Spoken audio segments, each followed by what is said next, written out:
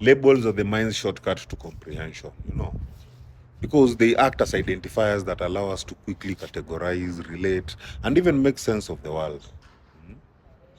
But now, the moment we name something, let's say a tree, eh? We reduce its complexity into a singular framework that fits our mental filing cabinet. Eh? And that's useful for survival and even conversation. But it can be very deadly to mystery, to depth, and to true understanding. Like, for example, now, like calling a tree, when we call a tree, we acknowledge what we have been taught it is.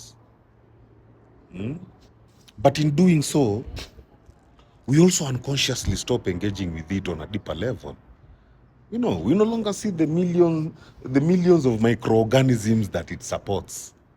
The slow, silent dance that it has with the seasons. The intricate communication that it has with other trees underground. The symbolic resonance that it might hold in our lives as a metaphor for strength, stillness, groundness, or even growth. The label provides closure, but the essence requires openness. Labels are meant to initiate inquiry. They're not meant to end it. When you label someone as narcissistic, toxic, or even broken, the mind often stops exploring why they are that way, what shaped them, or even how they express their humanity beyond that trait. Similarly, when you label yourself as an overthinker or even a people pleaser, you may start performing that label unconsciously, even when growth is possible. Label can easily become prisons, my friend.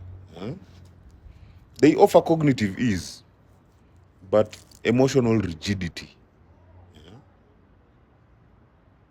To truly understand something, you have to sit with its unnamed nature.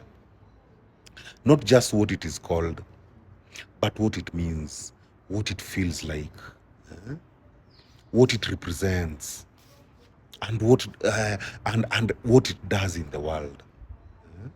The problem is most of us are more comfortable with clarity than curiosity.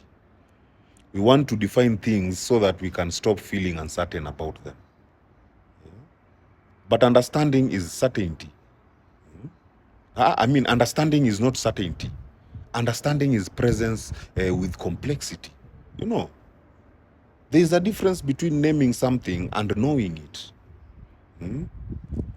Knowing a tree is not just calling it a tree. It is not noticing its scent after the rain.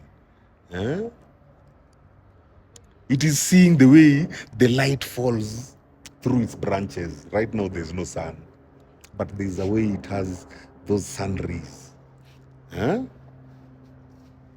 It is realizing it's been quietly growing while your entire life has changed. This kind of knowing requires slowing down. It requires releasing assumptions and returning to presence. My people, labeling is the mind's first step, but wisdom begins when we let the label go. So yes, call it a tree, but then look again and let it teach you. Let it teach you everything it is beyond the word.